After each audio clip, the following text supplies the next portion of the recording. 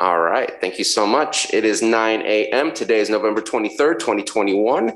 It is our regular board meeting for the County of Lake Board of Supervisors, and we are going to begin this meeting with a moment of silence, which I believe Supervisor Pyska has one.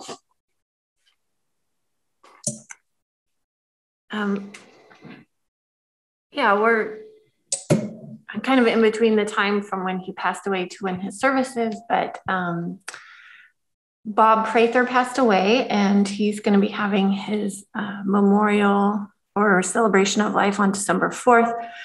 And, or wait, no, it's not December 4th. I think it's the Saturday. The Prather family is one of the oldest families in the Cobb area, and really he taught his family and future generations forest management and how to log sustainably, and our forests are in really great shape because of his leadership. And he also taught his children, the Prather brothers, how to fight fires, and they were really instrumental in saving a lot of the Cobb area during the Valley Fire. So it's a legacy that is really impacted our community, and he will be missed tremendously.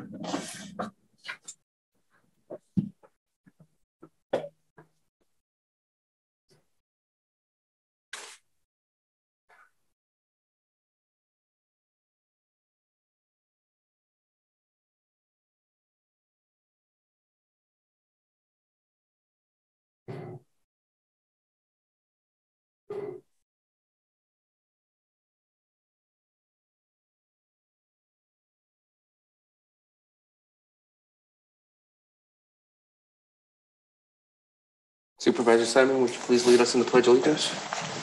I pledge allegiance to the flag of the United States of America and to the republic for which it stands, one nation, under God, indivisible, with liberty and justice for all.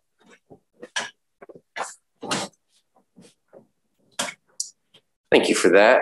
And on item number 4, extra items, I see we have one that was submitted by County Council.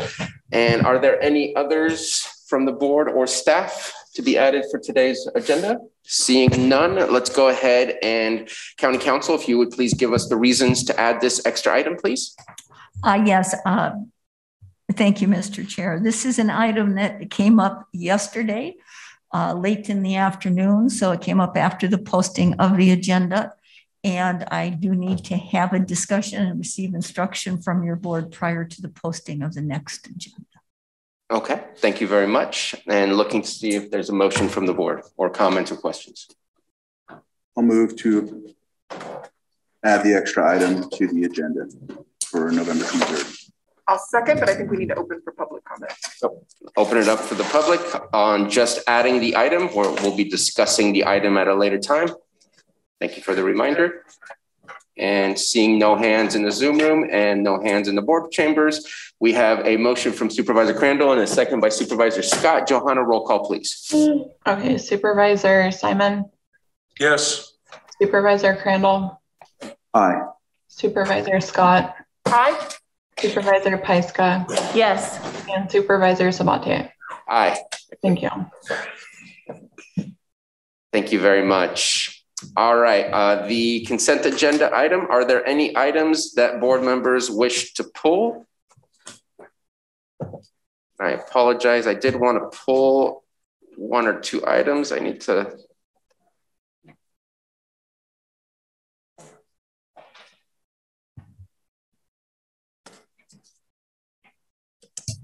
Mr. Chair? Yes. It was my recommendation that you pull 5.3 because there is a discrepancy in the dollar amount in the agenda packet. And so just for clarification purposes, the dollar amount in the agenda packet reads differently than in the title of the item.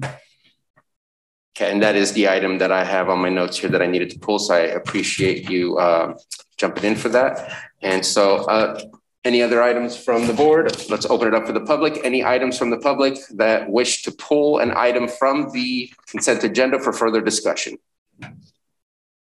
Okay, seeing none, let's go ahead and come back to the board for action on all items remaining.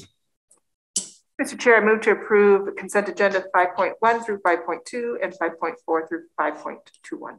Second. We have a motion from Supervisor Scott, second by Supervisor Simon. Johanna, roll call, please. Okay, Supervisor Simon, Yes. Supervisor Crandall, Aye. Supervisor Scott, Aye. Supervisor Pyska, Yes. and Supervisor Sabatier. Aye. Let's go ahead and take up item 5.3 right now. Goodness gracious, there it is. Item 5.3 is approve amendment number 1 to the agreement between the County of Lake and Hilltop Recovery Services for substance use disorder intensive outpatient program and outpatient drug-free service for fiscal year 2020-21 in the amount of $182,082.76. And Director Metcalf, if you can introduce the item, and then I'll go ahead and just speak on the changes that I'm looking to make. Yes, thank you, Mr. Chair and members of the board. This was presented to your board a week or so ago, and there's just a very minor mathematical error to the dollar amount. The dollar amount in the memo does not agree with the dollar amount in the contract, and it's off by what, 7 or 8 cents or something. And so we're just wanting, hopefully, to be able to approve this today. With that minor edit, and that the dollar amount can just be edited, to just be approved, because it's a very minor error, and I apologize for that error, but that's pretty much the explanation for the reason for pulling it, unless I missed something. If you look at the attachment called corrected agreement, there was a change to the number in the approved agreement, but the written out amount did not change to match the $182,082.76. It still says 67 cents instead. Just wanted to make sure that that was resolved. If there's any further questions from the board. Other than that, I think that working with Hilltop Recovery Services and is an absolute need for our community, so appreciate this being brought to the board. Any comment from the public on this item? All right, thank you very much. Let's bring it back for action. Mr. Chair, I move to approve amendment number 1 to the agreement between the County of Lake and Hilltop Recovery Services for substance use disorder intensive outpatient program and outpatient drug-free service for FY 2020 and 2021 in the amount of $182,082.76. Second. Motion by Supervisor Crandall, second by Supervisor Simon. Roll call, please. Johanna. Okay, Supervisor Simon, Aye. Supervisor Crandall, Aye. Supervisor Scott, Aye. Supervisor Pyska, Yes. and Supervisor Sabatier. Aye. Thank you. Thank you very much.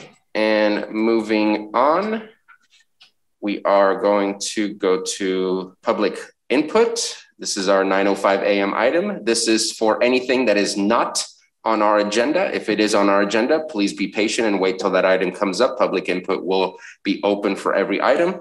So again, if you have a public input for anything not on our agenda today, please raise your hand. And let's go ahead and start with Carlos Bono. Good. Oops, I apologize for that. Let's start over. Good morning, everyone. Can you hear me?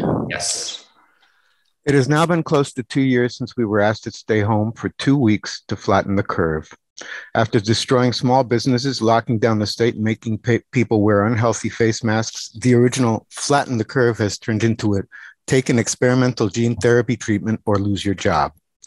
These experimental vaccines, which are not superb vaccines, according to Dr. Charles Evans, and according to the CDC's VAERS website, are directly responsible for 894,143 adverse events, including 18,853 deaths, 94,537 hospitalizations, 99,470 instances of urgent care, 139,952 doctor visits, 8,082 cases of anaphylaxis, 11,229 cases of Bell's palsy, 9,332 heart attacks, 2,996 miscarriages, 13,237 cases of myocarditis, pericarditis, 4,387 cases of thrombocytopenia, 33,660 severe allergic reactions, 21,089 life-threatening events, 30,010 cases where the patients were permanently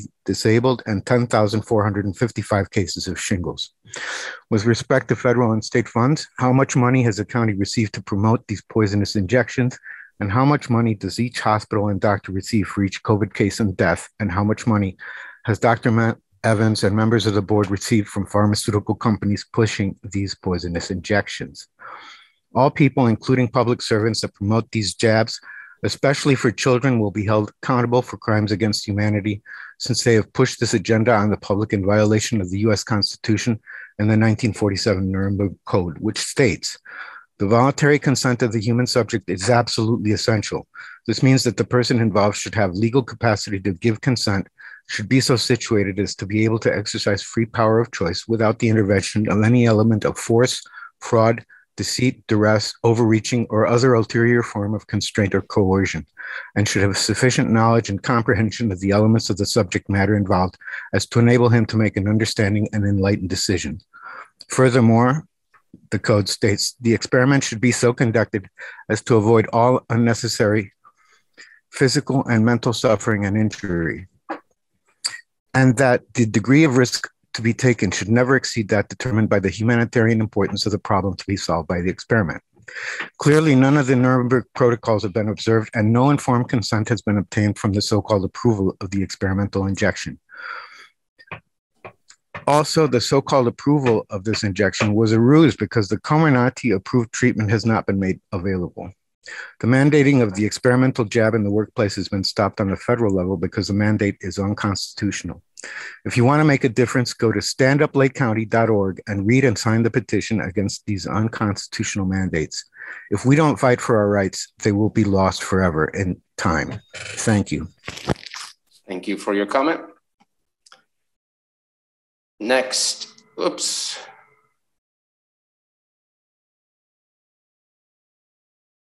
Phone 1113. I believe I sent you an unmute.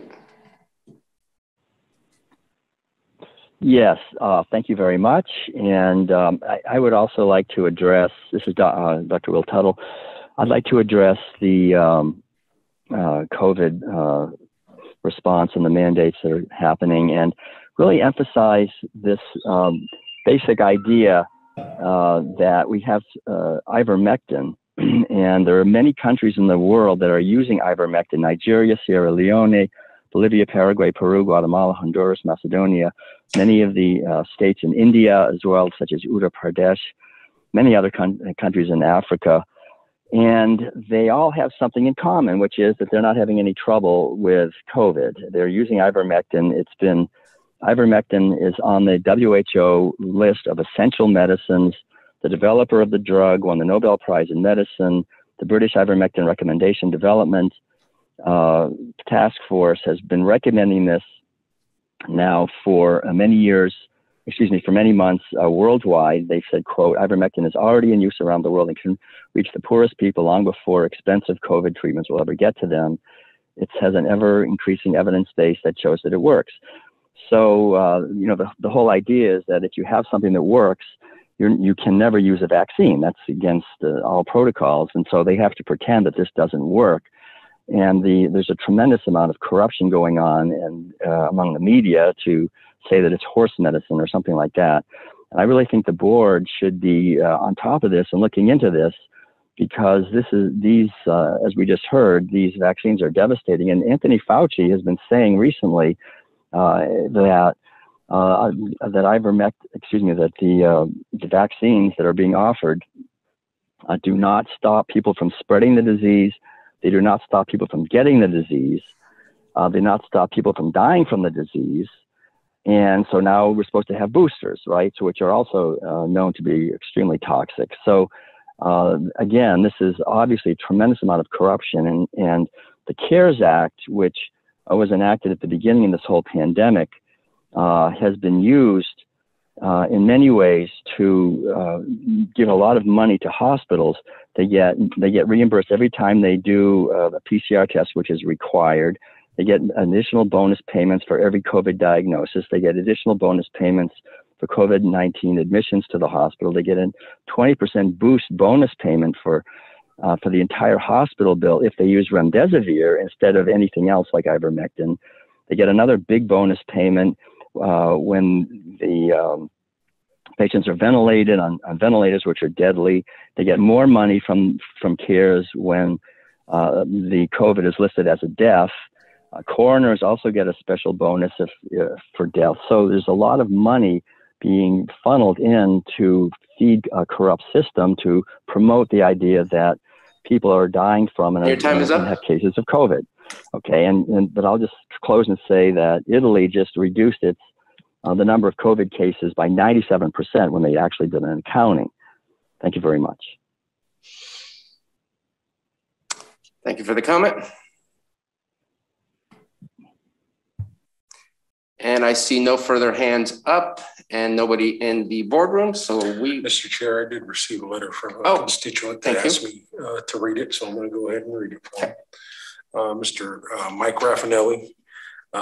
This is the letter. This is Mike Raffinelli's letter. This is a letter to the tax collector, Barbara Ringen. I know you cannot do anything because your hands are tied by our state Congress, but I do want to say I wish Lake County would keep all the property taxes for Lake County. Let's look at mine. 2021-2 property tax bill is 5103, and the California government will take 1% of the assessed value. In my case, it is $3,835, leaving the county treasury only $1,268, 25%. And Sacramento takes 75% of our money and uses it in other places around the state.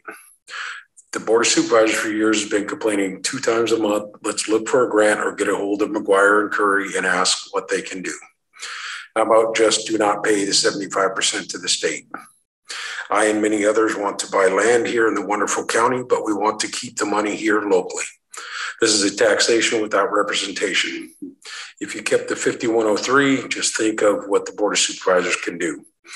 I am thinking about only sending $1,268 because I do not want to give you the $3,835 to go to Sacramento. Then you might be able to end all these tax increases and bond measures. We won't have to struggle to keep our firehouses equipped and manned like you are trying to do in Kelseyville. You can hire more people and do more things in the county. All of the 25 counties in the north should honor what the people voted for in 1992, which was to leave the state. We are in rural county and want to stay that way. I would trust our Board of Supervisors with my money more than I do Sacramento. Mike Raffinelli. So I just wanted to read that. It'll be in the record. So thank you very much. Okay. And once again, that was a letter from one of my constituents. Thank you very much. So let's go ahead and start our 6.2 a.m. item, 9:06 a.m. Sorry, our 6.2 item at 9:06 a.m. Consideration of a letter of opposition to A 21-09-008, which would be expected to result in an effective 4.9% rate increase for most PG&E residential customers. I wanted to just share my screen real quick, do a quick presentation for both the board and the public.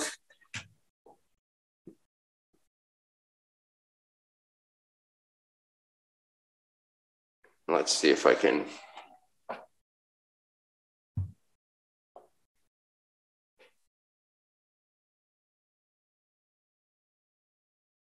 Okay, there we go. So on September 16, 2021, PG&E filed for the request, which could equate up to 4.9% if approved for electricity rates. In comparison, and I'll get to why I'm putting this here, gas rates increase will be 0.2%, at least that's what's being requested. Huge difference between the increase on electricity versus gas. A non-bundled category, which is for those customers not receiving electricity service, their rate is being increased by 2.3%. So because they get one out of the two, they're only seeing a 2.3%. However, there's no category for non-bundled for those not receiving gas. That's one of the points that I will be making in my letter. There's a letter written for the board, which is more of a general letter. And then my letter that kind of has a different tone, as you've probably read and seen. makes no sense to me that we only get partial service from PG&E. We're either forced to use electricity for heating and cooking and other reasons to use electricity instead of gas, or we're paying for propane. And propane is not cheap either in comparison to what the natural gas rates are if we had the natural gas pipeline from PG&E. The rate increase is to ensure that they follow General Order 95, Section 3, which is all about line maintenance, tree clearance, and line construction. Those are things that we now know and have known in the past couple of years, if not few years, that PG&E has not been following the General Order 95, Section 3 rules, and CPUC has not been enforcing these rules as well, which is why now, before we never saw this, but now we're always seeing constant tree management and maintenance coming from PG&E and their trucks as they're trying to provide a little bit better maintenance so that trees and branches do not disturb their lines.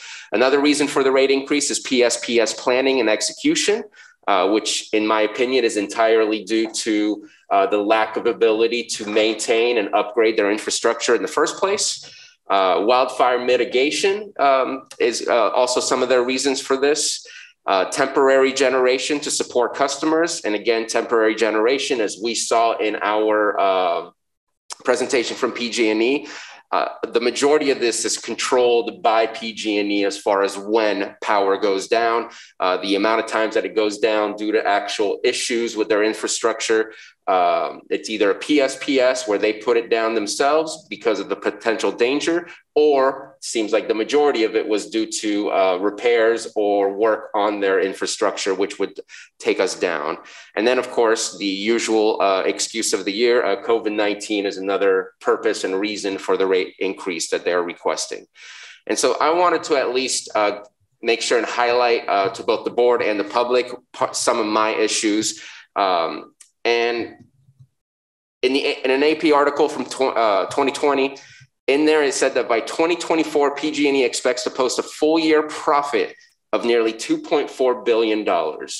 And my question is, why are we doing a rate increase on a company that has failed to meet expectations and continues to go against what CPUC mission statement is, which is to have a safe and reliable energy source, which is, in my opinion, both are failing us. It is not safe, as we've seen with the Camp Fire and other fires, and it is not reliable, as we see from the number of power outages that we experience every single year. But yet they're anticipating to make in $2.4 billion and asking for a rate increase all at the same time.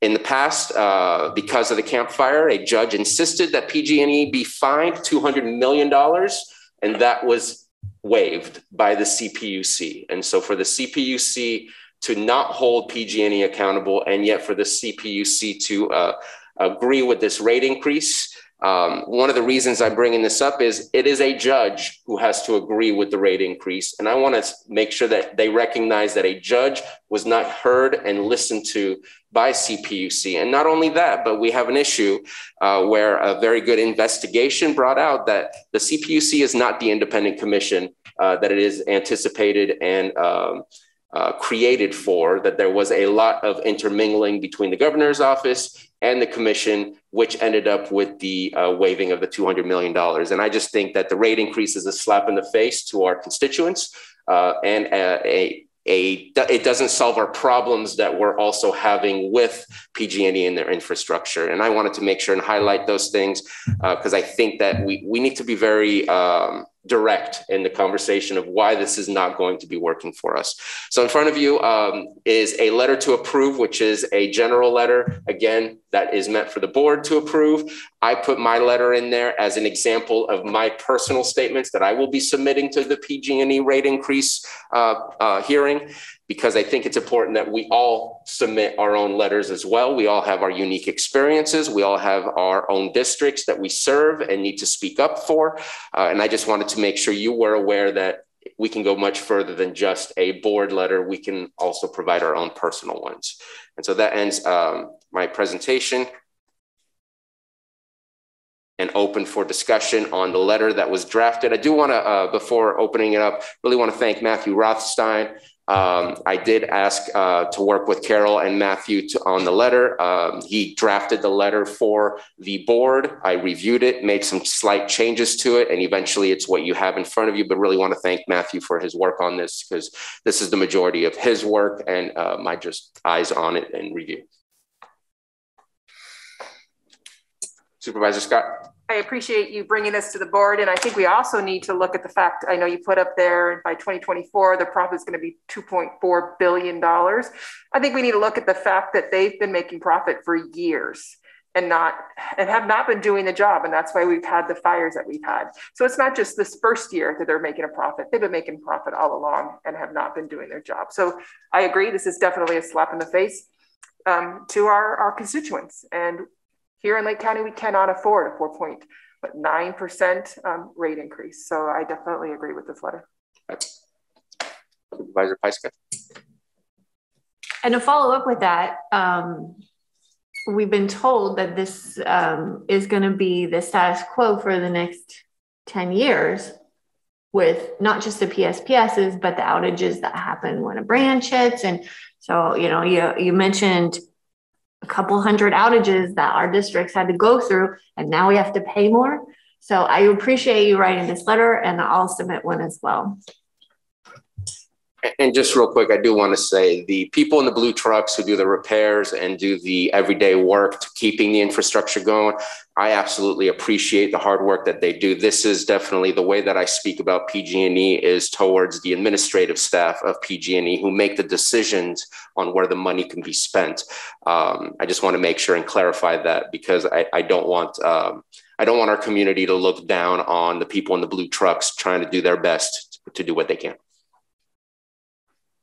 Anything further, Supervisor Crandall? I'll do a letter as well, and it's just too bad we couldn't get this in before 6.6 last week with all the commotion about greedy folks. So, yes. Yeah, obviously, I'm in support of the letter. Obviously, you know, we all go through the challenges each year.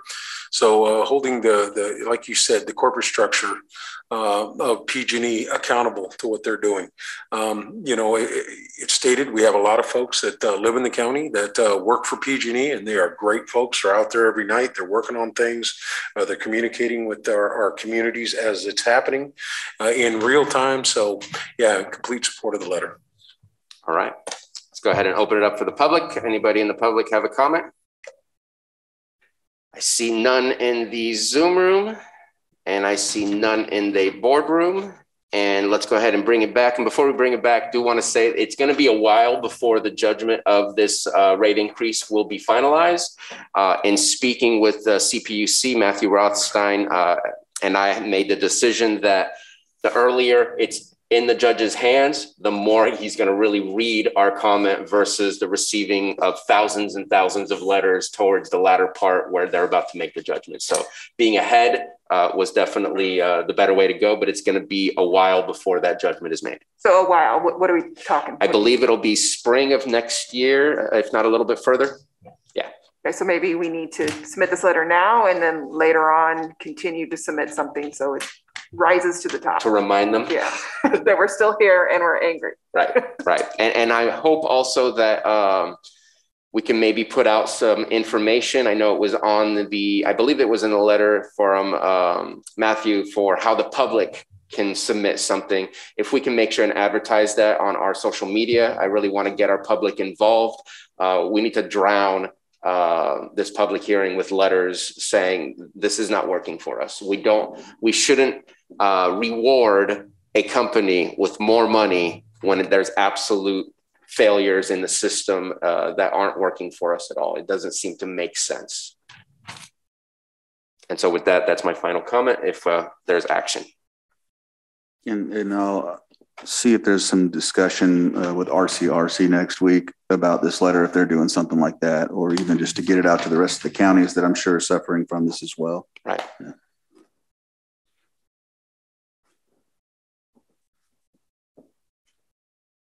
Okay. Yeah, Mr. Chair, I move to approve the letter of opposition to A21-09008, which would be expected to result in an effect of a 4.9% rate increase for most PG&E residential customers. Second.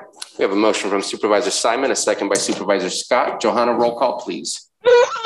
Okay, Supervisor Simon. Yes. Supervisor Crandall. Yes. Supervisor Scott. Aye.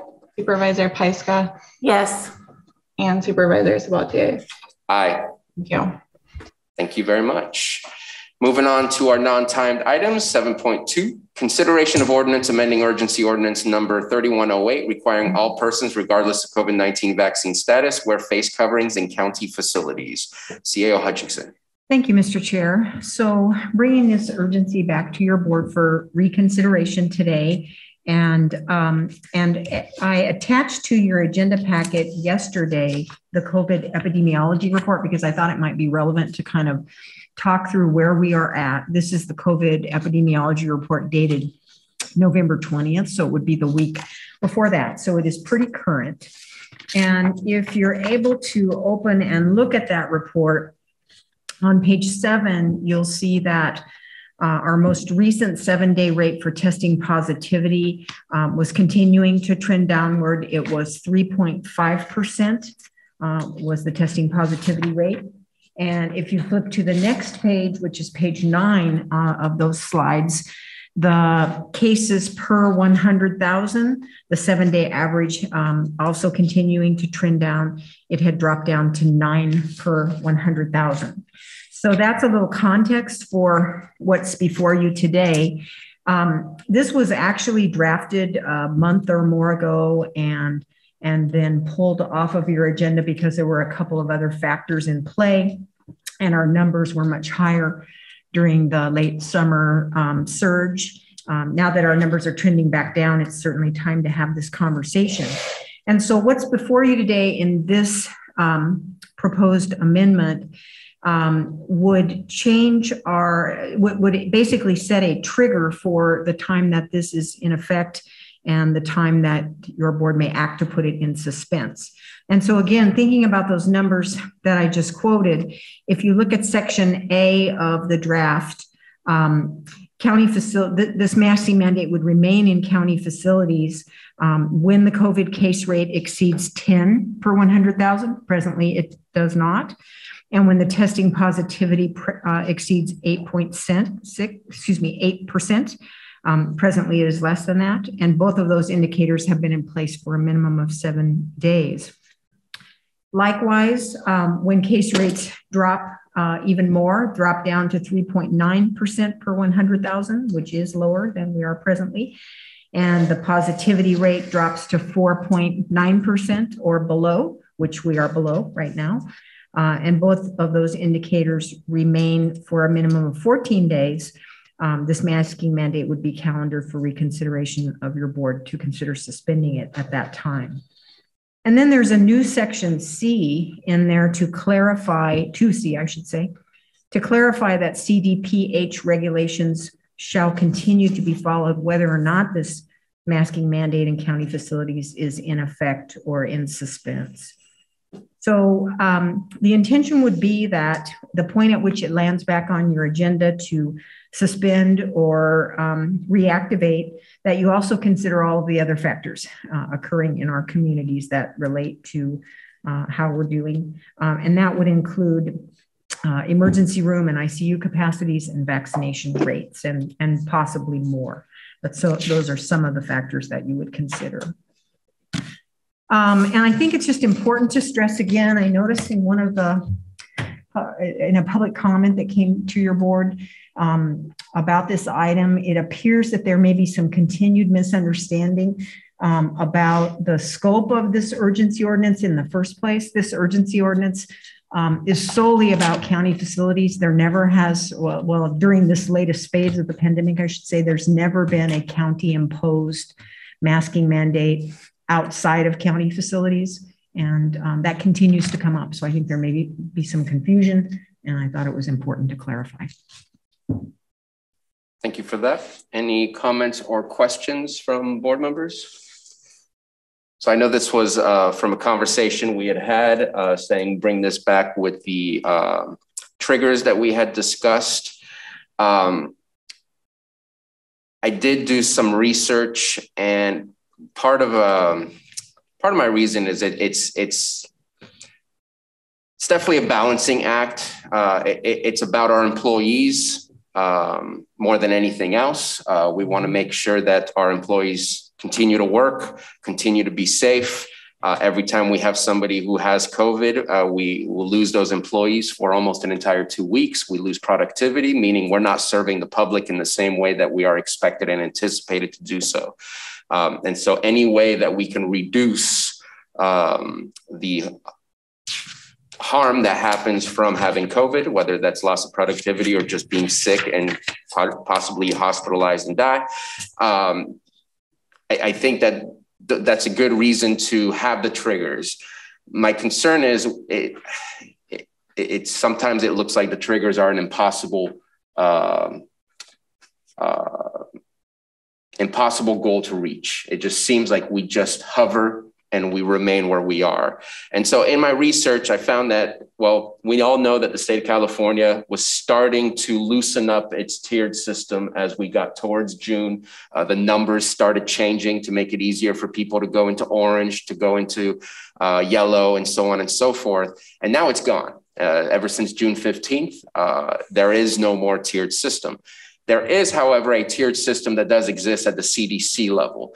And it is a much less stringent tiered system. So one is almost entirely based on pre-vaccination numbers, because the tiered system was in existence, I think, since September of 2020, I think is when it was created. And then things started loosening up towards June 15th, where the tiered system stopped. And whether you believe it's for political reasons or because they felt there was enough vaccinations, I'm sure it's probably a little bit of both. But to look at a tiered system that is obsolete, no longer exists, with a goal that, in my opinion, seems like an unattainable goal, which means we just remain where we are. I'd like to propose that we look at the CDC, and I'm going to share my screen just to show you the difference. And so you can see that there's the California tiered system. And then they also broke it down. So California small counties that have less than 70,000 it was. And so it kind of loosened it up where we can have in 7 days, 29.10 cases, or an average daily case per 100,000 of 4.16. The CDC says the positivity rate is 7.99. And then you would go into, is it moderate? I think it is. Yeah, moderate, which is similar to our orange. And so it's almost, I don't know, 40%, 35% more than what the previous California tiered system offers. The total cases per 100,000 in 7 days is 49.99. And what I did is I broke it down to what does that mean to us on a specific basis. So it means that with our population being at around 68,800 right now with the new census, that in 7 days, if we are below 34.39 cases, which in comparison to the California small county was 20, that then we would be in the substantial, which CDC states, if you're in substantial or minimal, that you can go ahead and drop the masking mandates. And in my opinion, having a rule that we know will never possibly be triggered, it seems like we're not setting ourselves up to feel like there's progress. CDC is definitely a place that we've been receiving and obtaining information for quite a long time. And they still have an active tier system that we can look up right now today versus California. You kind of have to look in its archives to be able to find the numbers that right now are being implemented and what could possibly be passed today. So I'd like to have the conversation to see if that is a possibility. I want to see us be able to get out of the situation, not continue to be in a situation with numbers that were pretty much created based on a non-vaccinated past versus a current status where more than half of our population are vaccinated. We're still seeing, based on our numbers that we saw from Dr. Evans last week, that in our hospitalization rates, it's 25% not hospitalization rates. I think it was cases. It was 25% were vaccinated versus 75% unvaccinated. And seeing that the majority of our population is vaccinated, I think that's easy to prove that there is an efficacy to the vaccine that helps. And so I'd like to see about looking at numbers that can make a difference rather than numbers that just keep us where we are.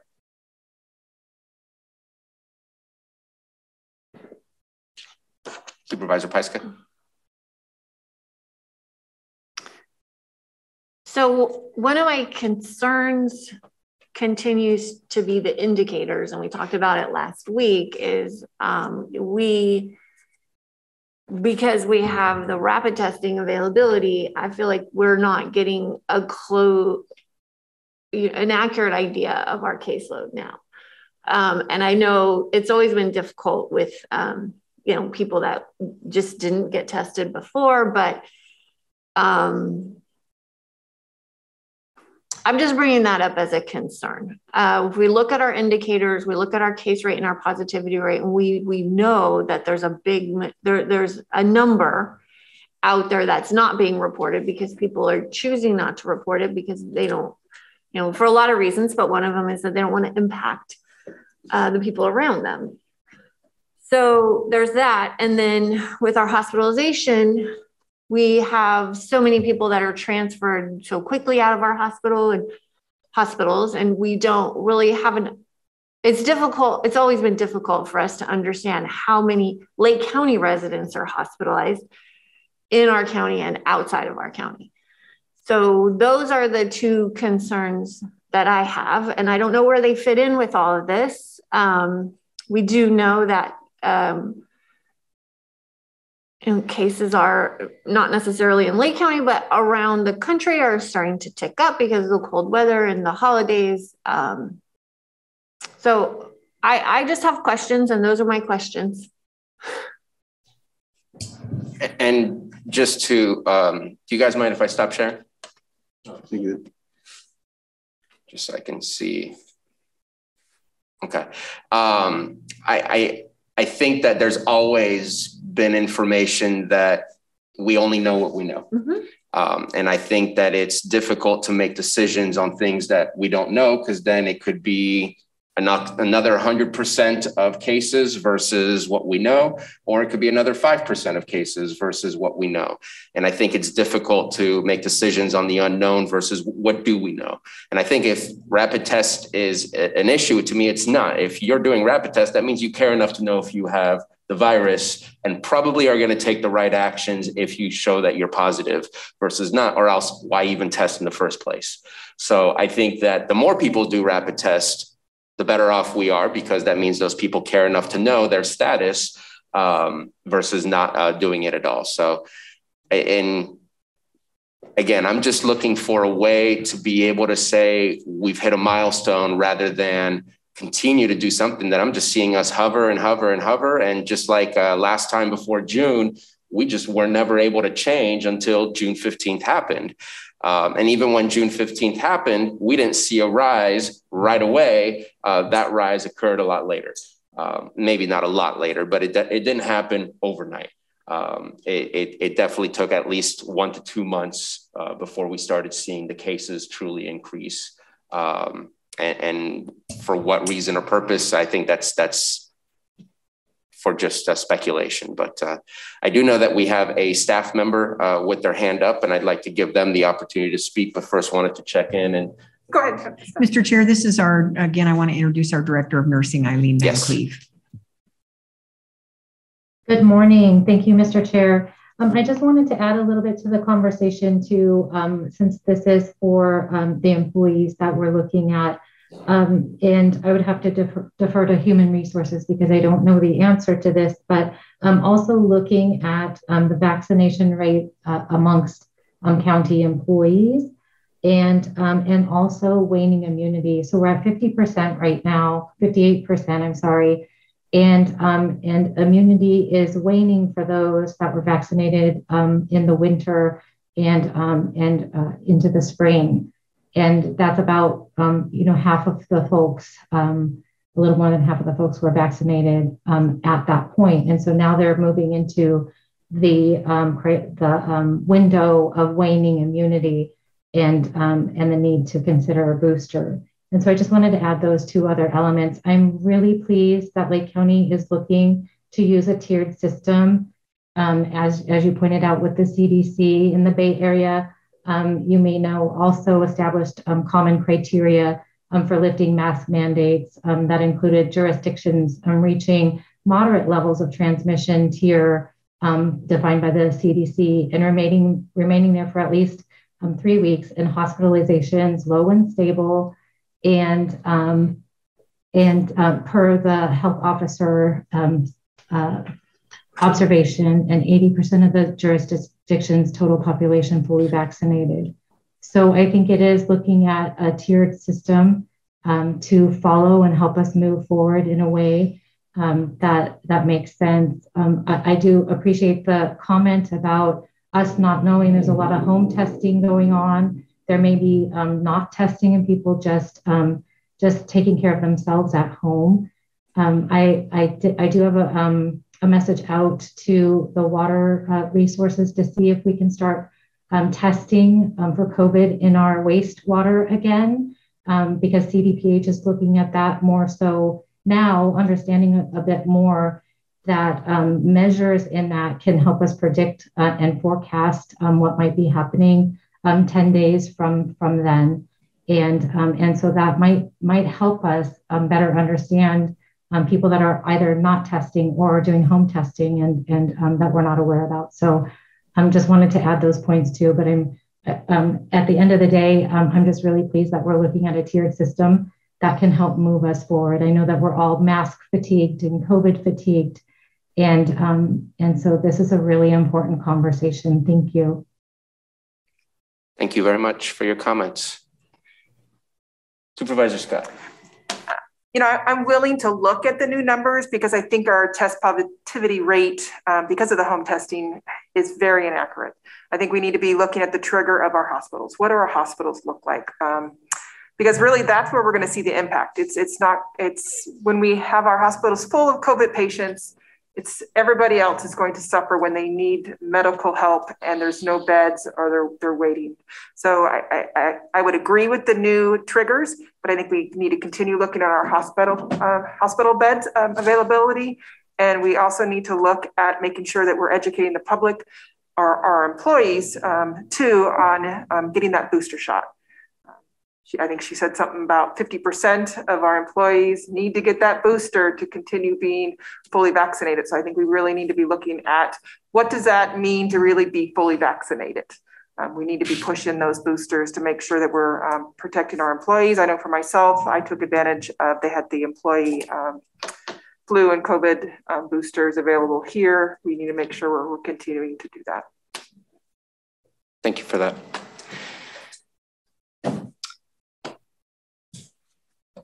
The other point that she brought up was our vaccination rate is very low with staff. 50%, is that right?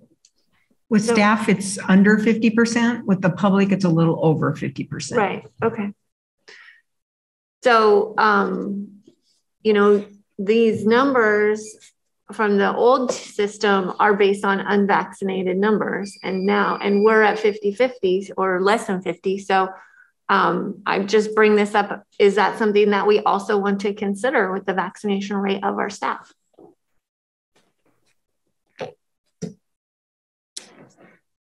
Ms. Grant, I see you have your hand up. Thank you, sir. I did just want to point out that Cal OSHA regulations are still somewhat in flux, but I would recommend that since you're going to be using triggers that will suspend masking mandates in county facilities, that you should consider hopefully a statement that employees who wish to continue wearing masking despite the suspension of the mandate may do so. That's in line with at least the last draft of Cal OSHA regulations that I saw, and there are a considerable number of county employees who remain concerned. And the vaccination rate among county employees is at less than 50%.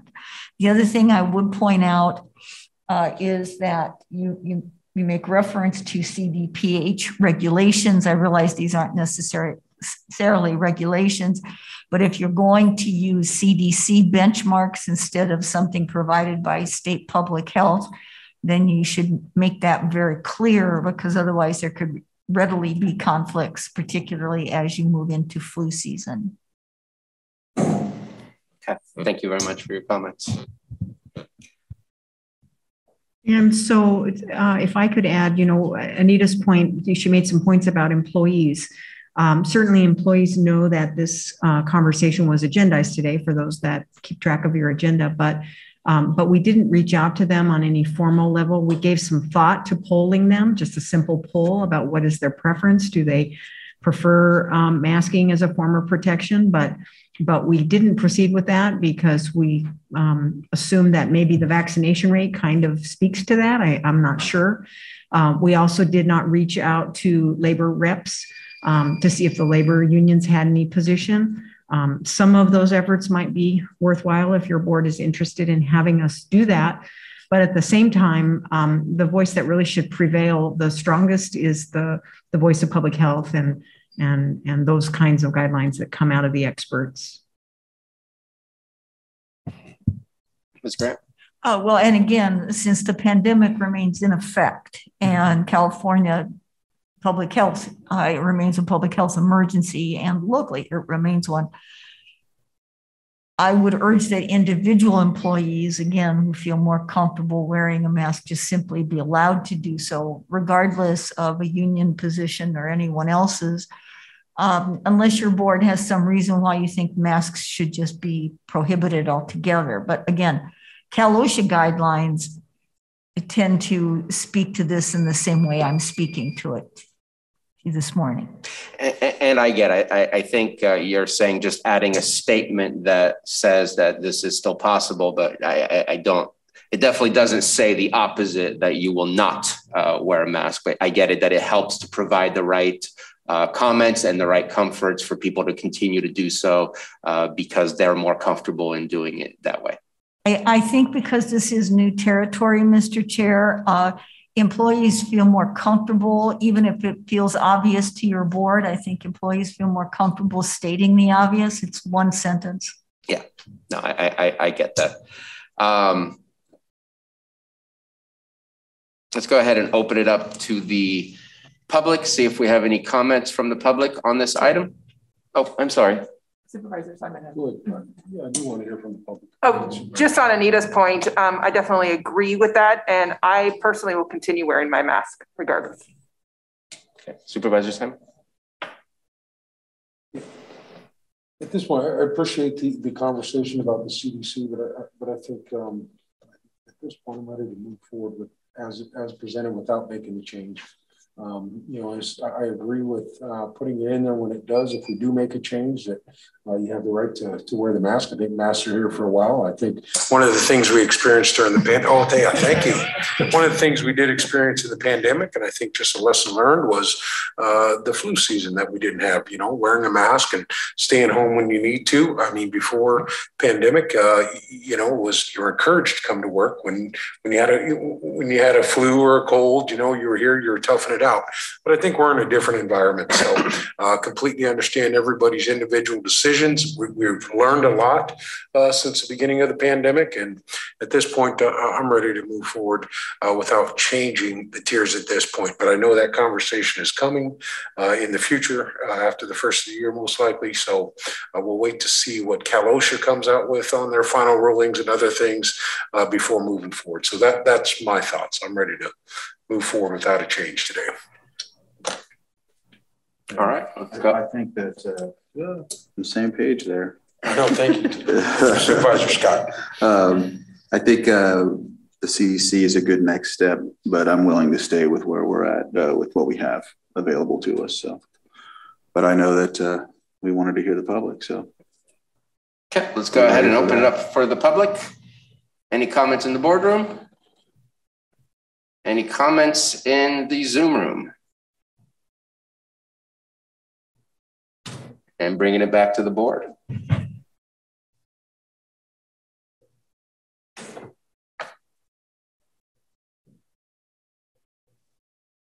Mr. Chair, I'll offer the one thing, suggestion on where to put the masking. That was a suggestion. I would do we need to do that now? The adding of the one line about. I would say yes, just in case that the trigger does occur. And I would suggest adding it to 2C at the end of the California Department of Public Health regulations, that employees and the public, if feeling more comfortable by masking, can continue to do so or something. I thought that I might be hearing that your board isn't going to take up this resolution today. Is that what I'm hearing? Did I misunderstand you, Mr. Supervisor Simon? I was getting ready to offer. I think that the comment was not to change it with the CDC rules versus. That was my comment. I see. Okay, thank you for that. What your board could say is just notwithstanding the suspension of the masking mandate, county employees may wear masks if they feel more comfortable in doing so. Yeah, and my question would be, and that would be under 2C is what you're saying? I would put it under B. Okay. Because B is about suspension. Yeah. Okay. So I'd like to offer the resolution with the amendment. Okay. Did you have a comment? Yes. Second. We have a motion from Supervisor Simon, a second by Supervisor Pyska. Roll call, please. Okay, Supervisor Simon. Yes. Supervisor Crandall. Aye. Supervisor Scott. Aye. Supervisor Pyska. Yes. And Supervisor Sabatier. Nay. Thank you. Okay, thank you very much. Moving on to item 7.3, consideration of A, board appointment of delegate and alternate to the Rural County Representatives of California, Rcrc Board of Directors for 2022. B, board appointment of delegate and alternate to the Rcrc Golden State Finance Authority, Gsfa, Board of Directors for 2022. C, board appointment of delegate and alternate to the Rcrc Golden State Connect Authority, GSCA, Board of Directors for 2022. And D, board appointment of delegate and alternate to the Rcrc Environmental Services Joint Powers Authority, ESJPA, Board of Directors for 2022. Thank you, Mr. Chair. You're really good with acronyms. And so Carolyn Purdy, our analyst in the administrative office, will present this item. Good morning, board and Chairman Sabatier. I'm Carolyn Purdy, administrative analyst. This item before you today is the annual appointment to the Rural County Representatives of California Board of Directors for 2022. This action will include 4 separate board appointments as listed in the memo. Each board will require 1 delegate and 1 alternate. I would like to note that item C will be a new appointment for this year. On September 28th, your board adopted a resolution granting authority to execute the contract for the Rcrc Golden State Connect Authority, JPA. Today will be the first appointment to this board. The 2021 appointed members are listed on the memo for your reference. And the first Rcrc meeting for the upcoming calendar year will be January 12th, which will also include the Gsfa and the GSCA. And the first ESJPA meeting of 2022 will be held on March 10th, 2022. Any questions before I turn it back over to you for appointment? Doesn't look like there are any questions. Thank you so much for that. You're welcome. Anything further, CIO? Nothing further. Okay. And as you see on the memo, it has our Rcrc Board of Directors currently, our delegate Supervisor Crandall, alternate Supervisor Sabatier. That would continue and follow up on the A and B. C is brand new. And then D, we have delegate Supervisor Simon, and alternate is our Public Services Director, Lars Ewing. And so opening it up for changes. I'm satisfied with being on, but I was going to say with the Golden State Connect, would you want to be the delegate on that? In my opinion, I was thinking that we continue Rcrc. I appreciate being your backup. I know you've done a lot of work in going to all of the meetings, and I'm there to pitch in whenever I'm needed to go in. I appreciate the conversations from Rcrc, and I'm well connected with Rcrc. So I was thinking keeping it the same for the first 3, okay, with you as the delegate and myself as the alternate. And I'm thinking keeping it the same for D unless Supervisor Simon has a change. And I know it says delegate Supervisor Simon, but isn't our Director of Public Services the delegate? He attends primarily.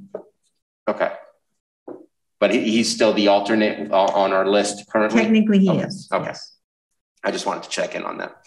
So I'm okay with that if looking for discussion on that. Okay.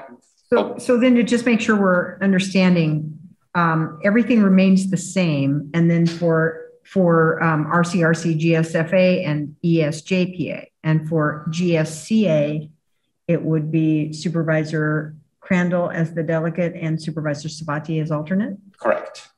That's the way it was offered. And seems to be acceptable, palatable.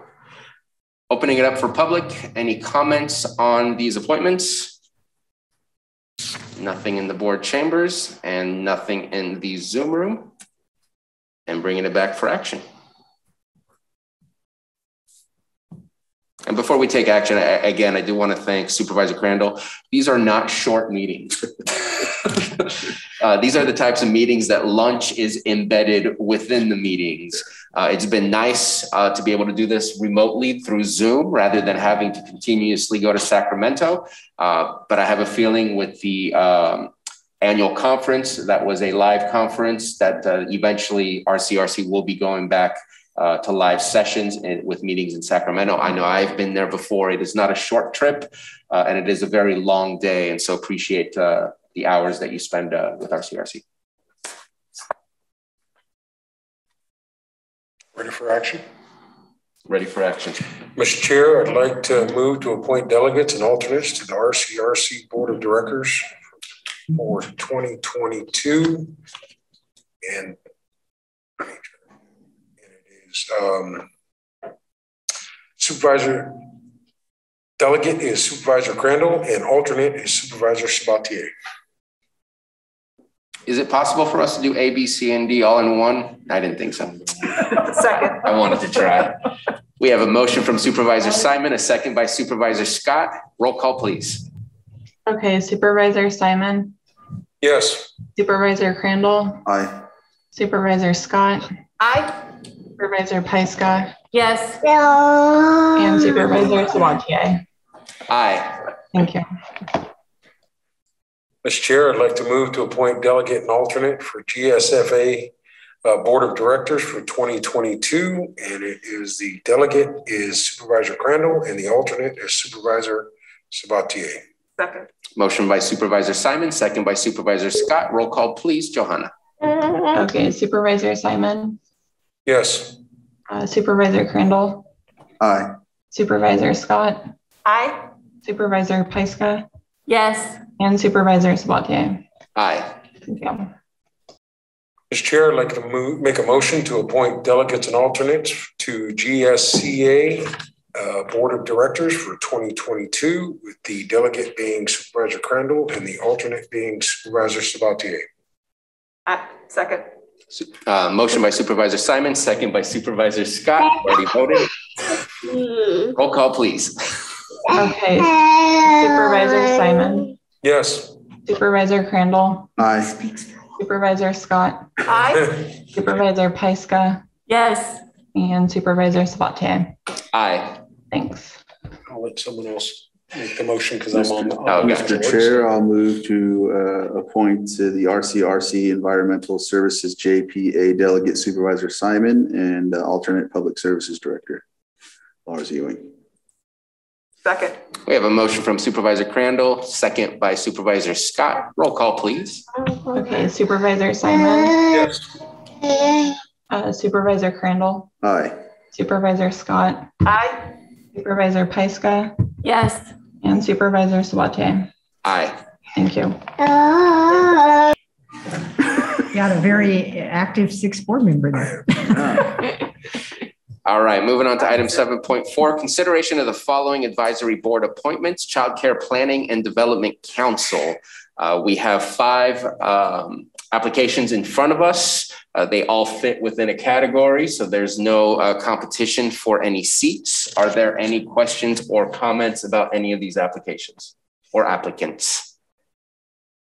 Okay, seeing none. Oh, Supervisor. Just one comment. I know we go through this a lot and it's just, kind of routine of what we do. But what I do want to say is, I really appreciate all of our community members, all of our volunteers that step up. I know we're always, we appreciate all the work that our employees do and all of our stuff, but our appointees that come on these committees, I just want to say, thank you. It's been challenging through the pandemic for everyone, but, we kind of just approve these as just something that always happens, but I just want to say that today. So thank you very much to all of them that step up for our community. Yeah, no, it takes many cogs in the wheel to make these things happen. Definitely appreciate everyone. All right, let's open it up for the public. Any comments on these appointments? Nothing in the board chambers and nothing in our Zoom room. Bringing it back for action. And since it's one board, we can do one action for all.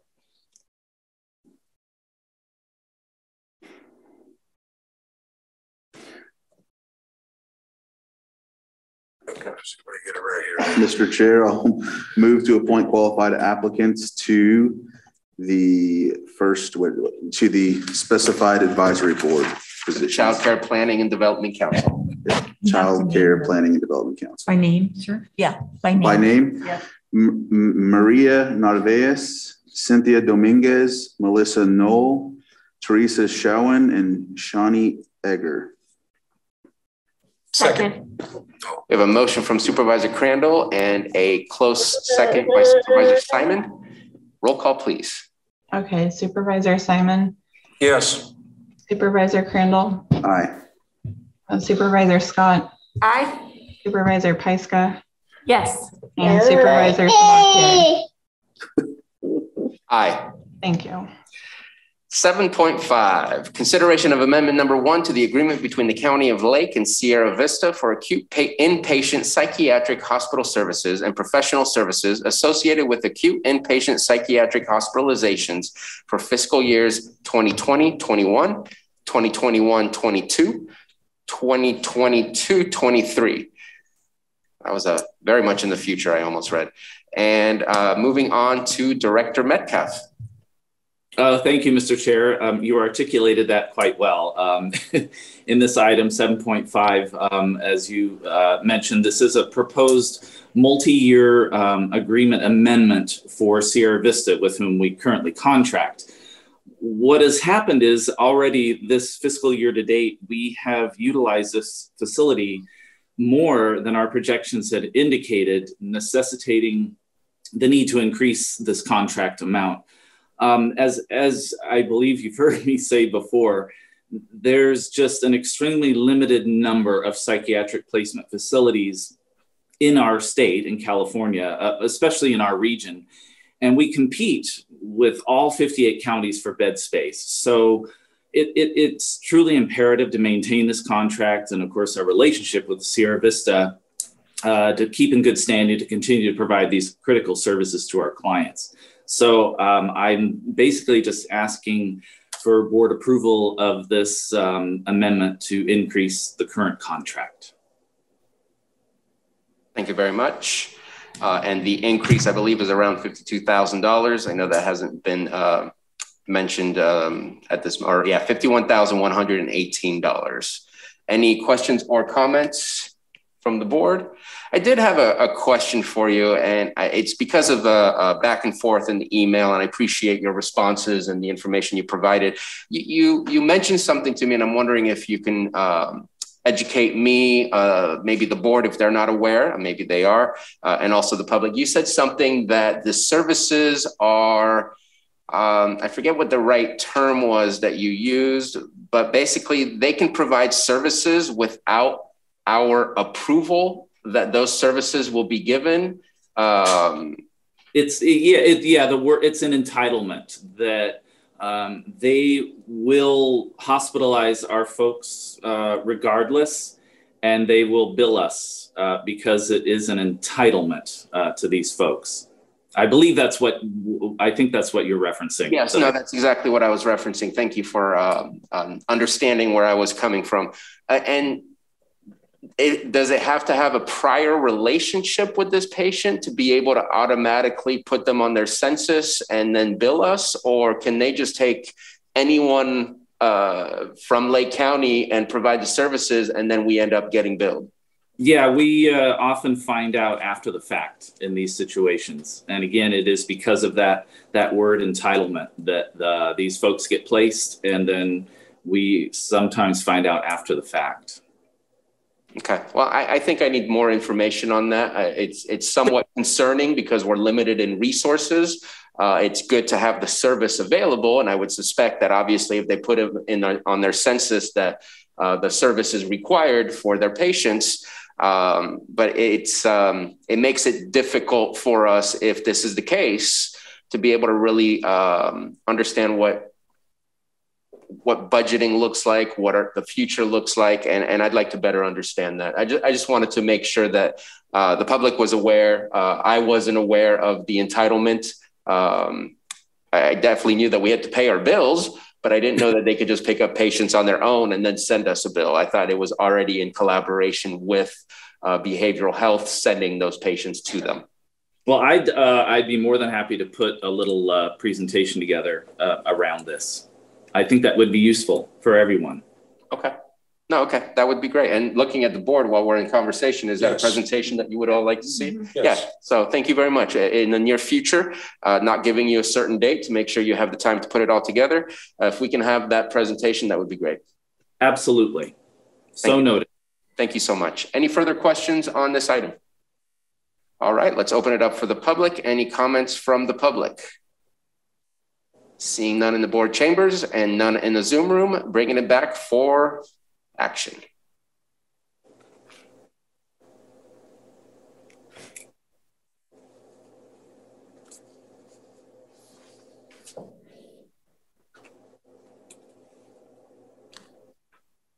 I can do this.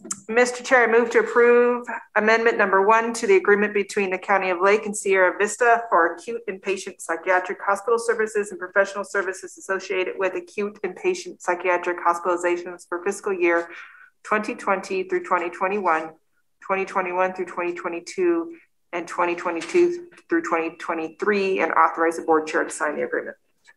Second. We have a motion from Supervisor Scott, a second by Supervisor Pyska. Roll call, please, Johanna. Okay, Supervisor Simon? Yes. Supervisor Crandall? Supervisor Scott? Aye. Supervisor Pyska? Yes. And Supervisor Sabatier? Aye. I felt like there was some words in that last comment. It's getting there. 7.6, consideration of agreement between County of Lake County Behavioral Health Services as lead agency for the Lake County Continuum of Care and Worldwide Healing Hands for fiscal year 2021-22. Director Metcalf. Yes, that's me again. Thank you, Mr. Chair, members of the board. So you'll be pleased to hear that we did facilitate a formal bidding process for these funds, and we ended up with 4 applicants, including Worldwide Helping Hands and Elijah House. And those 2 were awarded funding from this grant. The other 2 applicants that were not awarded funding were Hope Center and Sunrise Special Services. And so noted, I will be sure in the future to include that information in the board memo so that you will have that information ahead of time. As you see, this services have already commenced since April. This grant lasts through September of 2022, and both the Housing Community Development Department and Housing and Urban Development Departments, who are coordinating this Emergency Solutions Grant funding, are very anxious to ensure that these funds are spent down by September of next year, because this is one of those use it or lose it type of grants. And so I know money's already being spent, but I just wanted to let you know that they're very anxious to make sure that these funds are expended. So what I'm asking for here is board approval of this funding to go to Worldwide Helping Hands and Elijah House. Or at least this one's just for Worldwide Healing Hands. I'm sorry, yes. Okay. Any questions or comments from board members? So I did have just a quick question, and I don't know if you have the answer to this, but in our motion that will be made today, if it will be approved, is for the fiscal year 2021, 2022.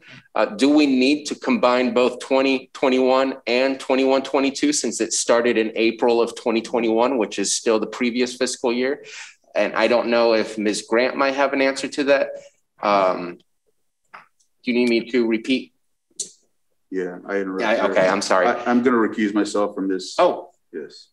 Sorry that we've already had a discussion. so I'm just going to step out. Okay. I'm sorry, Mr. Chair. Yes, if you could repeat the question.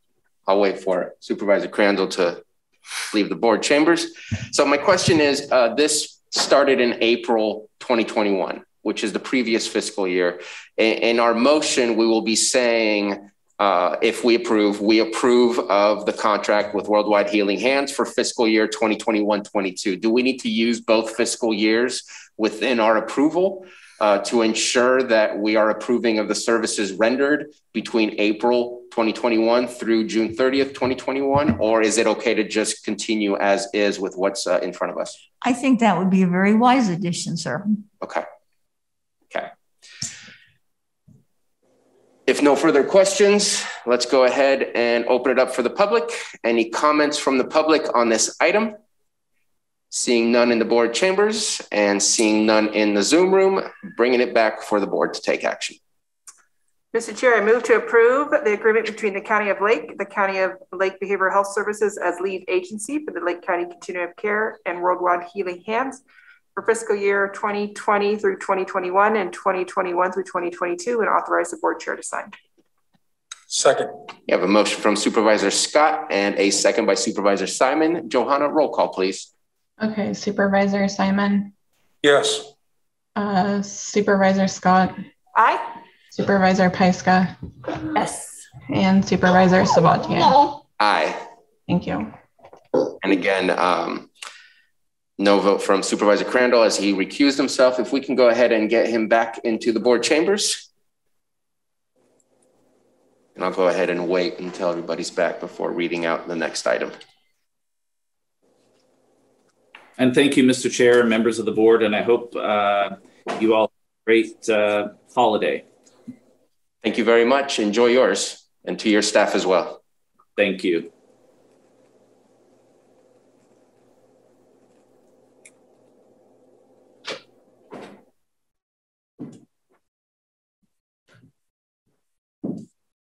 Welcome back. All right. 7.7A, consideration to waive the formal bidding process according to purchasing requirements, section 38.2A, 2, as the unique nature of services precludes the competitive bidding.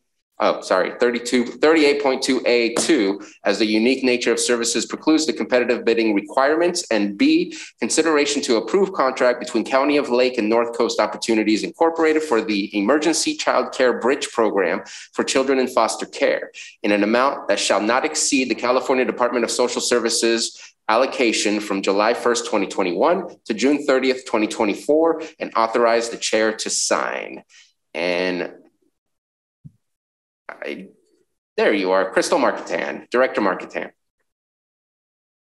Good morning. So we are bringing this back with the request to waive the formal bidding process again, based on the fact that North Coast Opportunities is the state designated resource and referral program for childcare in Lake County. And we have cited the information that gives them that designation, which makes them really the sole provider for this particular service. The service is for children who are initially coming into care, and their care provider. I'm sorry, Director Marketan, I'm going to pause you for a second. Sam, can we increase the volume, or if it's possible on your end, Director Marketan? It's very difficult to hear, especially as a car was just driving by too. I think my volume is maxed. Is it possible for you to get closer to where your microphone yes, is? Is it possible? Yes, is it possible to get closer to the microphone? It's sounding muted across the broadcast. And if you can't, we can continue. We'll just try to listen better. It was just difficult. Yeah, I'm trying to figure out what I can do here. Yeah, it's maxed. Can you hear me any better now? Let's go ahead and do it like that.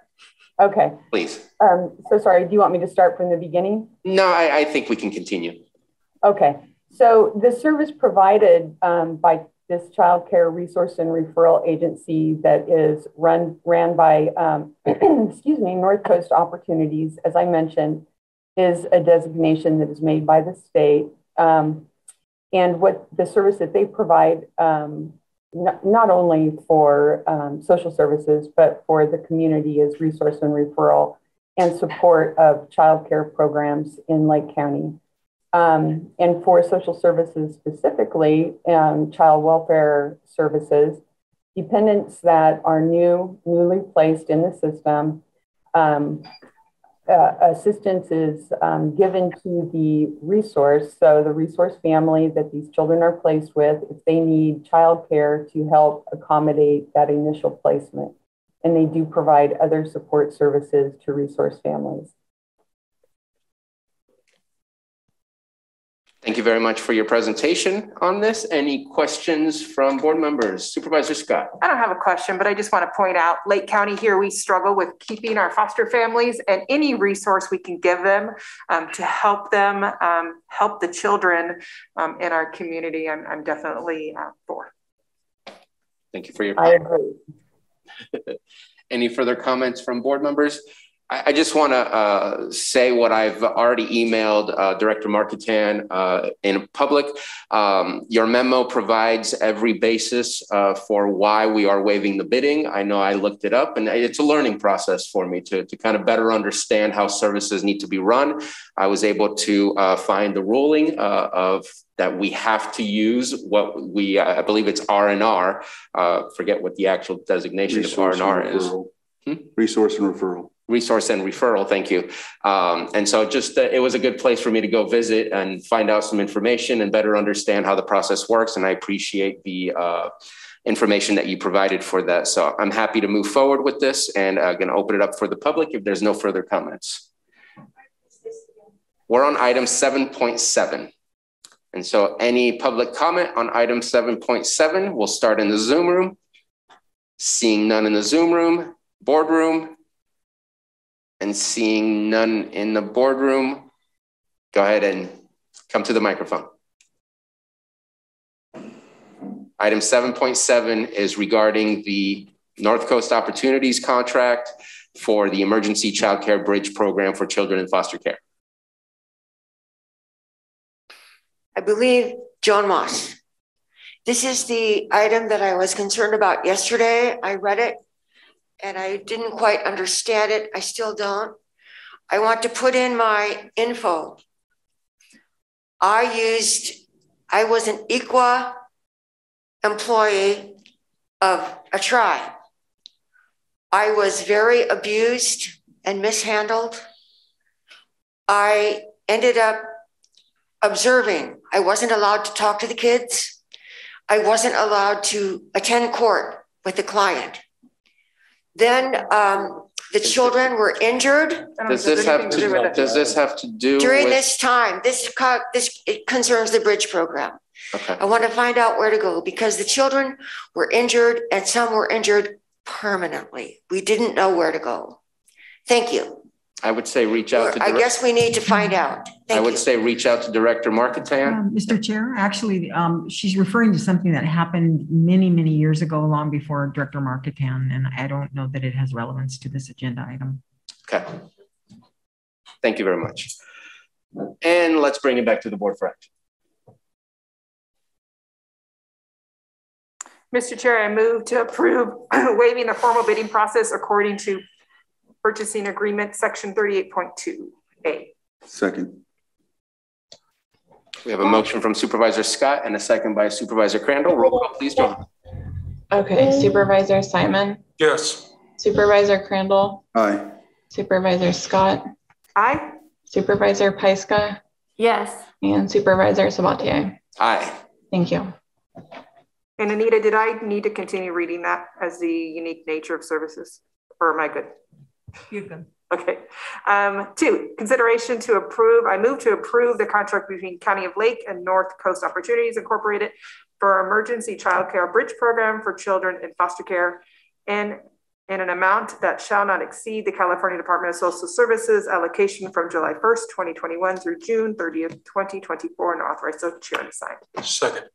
We have a motion from Supervisor Scott, a second by Supervisor Simon. Roll call, please, Johanna. Okay, Supervisor Simon? Yes. Supervisor Crandall? Aye. Supervisor Scott? Aye. Supervisor Pyska? Yes. And Supervisor Sabatier? Aye. Thank you. Thank you. And with that, our last item is our calendars. And so let's go ahead and get started on that. We'll start with District 1 Supervisor, Supervisor Simon. Pretty light calendar this week. Going to enjoy the holidays with the family. I hope everyone, all of our employees, folks in the county are able to do that. So I don't have, coming back here on Monday, I'm meeting with Carol, and then we have our Tuesday special redistricting public hearing that we'll be having in our special meeting that's on the 30th. So at that point, that's it. Perfect. Thank you very much. And Supervisor Scott. Tomorrow I will be setting up my tree for hospice, which will be auctioned off on the 4th, donated by Sir Optimus. And then I'm coming back here to the office for appointments at 1 o'clock. And then enjoying Thanksgiving with my family on Friday. Dickens Festival Saturday. You don't want to miss that, downtown Lakeport. On Monday, the 29th, I have interviews for the first 5 executive director at 11. And then back here on Tuesday, and that's 10 o'clock. Are we really starting at 10 on the 30th? Pardon? Are we starting it at 10 on the 30th? We're starting at 9. We're going to have some regular agenda items and then 10 o'clock. Microphone, please. Or I'll go ahead and state it. We're starting at 9 a.m. with some regular items, and at 10 a.m. is when the redistricting item will come up. Right, Mr. Chair, and you had expressed that you had a desire to not have a long board meeting that day, since it is a special meeting to wrap up before afternoon. And so that will be our intent as we look at the items proposed for the regular agenda. And I think in reviewing the agenda, we'll play it by ear on the importance of the items that are brought to us. So it kind of depends on that too. But it is supposed to be a special meeting specifically for the redistricting. And if we can add to it because it's necessary, then I think we can use that to our advantage. Next, Supervisor Pyska. Yeah, I just have a couple things to report on from last week. We started with our Drought Workshop, which is something that we're going to be meeting. It's going to be a very long process to look at, developing our drought management plans and how we function in a world where we are going to be experiencing prolonged drought and, really rainy season. So that I'm really excited that we have that underway, and that's just going to be something that we're going to work on and for a long time to come. So that's exciting to get that going. I had my Cowberry Council meeting on Thursday night. We had a presentation by CAL FIRE and some foresters about the massive tree death that we're all experiencing. And it is caused by a variety of our pine beetles that we have that are native to our area. But, when pine trees, all types of varieties now are experiencing this, are stressed from drought. And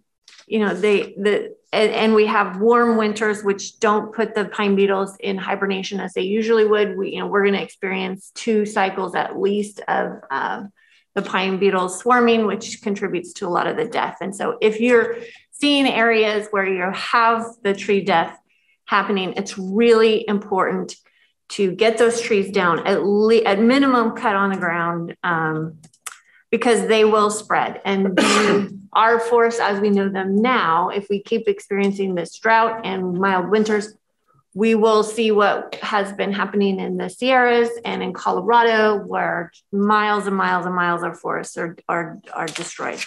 So that is something that we are facing. And it's going to take all of us working together to stay on top of that. Supervisor Simon and I have been in several meetings about a home hardening grant that's or opportunity that's coming from OES and working with CAL FIRE. And we're going to be bringing more of that information to all of you soon, but it's really, really exciting that Lake County's been chosen for that opportunity. So for this week, tomorrow morning, I'm meeting with a constituent in Cobb, and see, Saturday is the Shop Small Business Day. So I hope everyone is out hitting their small shops in Lake County to support them. Sunday is the Lake County Land Trust Cleanup Day at Boggs Lake, and I'm taking my Girl Scout troop there to spend a few hours cleaning up. Monday, I'm going to have my meeting with Carol, and then I'm going on my Calpine Visitors Tour, which I'm really excited about. And then back here on Tuesday. Thank you. Vice Chair Crandall. So tomorrow I'll be here at the office working on a couple of things. Of course, won't have anything till Monday. Where I'll have a CEO meeting, and then back here on Tuesday. Oh, last week, pretty much was out because I, had that cough and whatnot. But I would like to note that the Lucerne Area Town Hall finally agreed to some bylaws. So hopefully there'll be a change in January. I just have to announce that. So we had a lot of work with that this year. So just wanted to highlight that. A finale. Okay. And then let's see, last week, just kind of going over everything that I went through. I know that in LAFCO, we finalized the extension of Konocti Water District so that it covers the entirety of the city of Clear Lake versus having a portion taken by Lower Lake Water District. And so I think that was the appropriate change to make, and especially post Cache Fire, rebuilding from the Lower Lake side versus coming in from the Clear Lake side just makes more sense. And appreciate that we have not only staff from both Lower Lake and Konocti Water working on projects to secure that area with good water and good access, but also having our Senator McGuire on our side as well and providing assistance to move us forward. And also met with a group. We have a company called Clean Lakes. They do our harvesting of our aquatic weeds. We contract with them through Water Resources. Met with them to discuss some of the potential projects that we could be looking at for our public lake shores. They are working currently with the city of Clear Lake to do that around their public lake shore on Austin Beach to be able to clear it of algae to make it a more enjoyable scenery, a more enjoyable situation at the beach. We know that we all enjoy our summertime here in the water, and when the algae grows, unfortunately, it does tend to bring us away from the water if we're only able to access the lake shore. The middle of the lake is usually pretty beautiful. And so good conversation. We're going to keep track of what's going on with the city of Clear Lake. We were able to look at some potential costs and then just kind of preparing for where we might want to pilot that for the county. I think that looking at our public areas where not only our community members might be able to enjoy themselves, but also visitors come to enjoy themselves, should be definitely, we should do what we can to clear it of any nuisances such as algae. So looking forward to those conversations continuing. I do want to say that I did go to the street fair over at Woodland Community College. That was a great event. They are just opening again to signing up for classes for their spring. So if you're interested, please go to Woodland Community College and see what classes might be available to your liking. Other than that, this week, I am not going to be able to make it tomorrow, CAO Hutchinson, for tomorrow's meeting. If it still occurs, not sure if it's still on or not, but I'm not going to be able to make it due to my leaving a little earlier for the holidays. I'm going to be enjoying the holiday season as well with my family, preparing for our meeting on the 29th, and then being here for our meeting on Tuesday, the 30th. And we shall see what's possible with our, I do have an appointment to be at Rotary on Tuesday as well. We'll see how long our redistricting meeting will be. So we'll see about that. Other than that, that's it. And that closes up our entire open session of our agenda. So let me go ahead and read out our closed session, which includes our extra item that was approved. Do I need to read that? Just so we'll be going for the extra item, which is conference with legal counsel, significant exposure to litigation pursuant to Government Code Section 54956.9, subdivision D2E1, one potential case. And then all the other regular items that were on there. 8.1, conference with negotiators regarding the sale of county-owned property located at 1111 Wayland Way, Lakeport, California, APN 21-1781-01. Price and terms of payment. A, county negotiators, C, Hutchinson, S, Parker, S, Carter, and B, Elijah House. Mr. Chair, before you speed read any further, could we please add Todd Metcalf to the county negotiators? I neglected to put his name there. He was one appointed to the negotiating team, and I'd like to bring him into the discussion, if you will. Okay, and keeping in how it's written, T Metcalf will be added. And 8.2, employee evaluation, titled Director, Interim Health Services Director. 8.3, existing litigation pursuant to Government Code Section 5495669D1 in regards to national prescription opiate litigation, case number 17-MD-2804.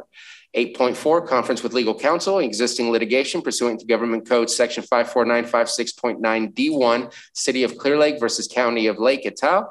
8.5, public employee appointment pursuant to Government Code Section 54957B, interview of Health Services Director, appointment of Health Services Director.